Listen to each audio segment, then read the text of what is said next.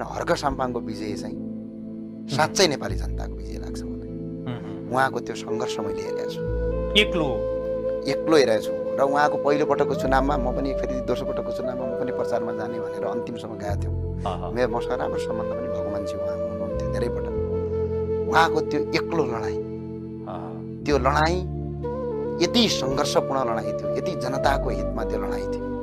धरानका जनता र हर्क साम्पाङको विजयलाई हेर्ने हो भने हामी आँखाबाट आँसु झर्छौँ। साँच्चै जनताको विजय हो। तर अन्य जसरी भएको छ त्यो राम्रो छ, तर हर्क साम्पाङको अति, किनभने आज पनि त्यो रुन मन लाग्छ के, किनभने एउटा भुइँ मान्छे कुनै धनीमानीको छोरा पनि होइन।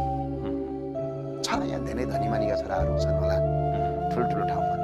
अब कोही कोही बाबुबाजेले फेम बनाइदिएको छ धेरै ठाउँमा, न उहाँको बाबुबाजेले फेम बनाएको। हामी त दूरदराजबाट आएको, हामीलाई पीडा थाहा हुन्छ। हामीले राम्रो बोल्यौँ भने पनि यो मान्छे फटा भनेर लगाइदिन्छन् केही सप्रान्त वर्गका मान्छेहरूले। केही वर्गका मान्छेहरूले हामीसँग सँगै बसेर फोटो खिच्न पनि हामीलाई घिन र लाज मान्छ। हामीलाई त त्यस्तो फिलिङ हुन्छ नि त, हामी त दूरदराज र गाउँबाट आएको मान्छेले। त्यो त हामीले भोगेका छौँ। कतिसम्म हुन्छ भने ठुल्ठुला 5 स्टार होटलमा तपाईँलाई के थाहा होइन, मैले भोगेको छु। त्यहाँ गएपछि भित्र छिर्न पनि नदिने अवस्था हुन्छ।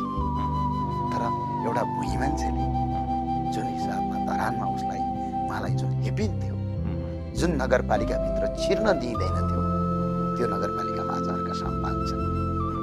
यो यति दिल खुलेको विजय हो, यो सामान्य होइन। हर्क साम्पाङले काम के गर्छन् म हेर्दिनँ, तर यो विजय आम जनताको विजय, भुइँ मान्छेको विजय हो।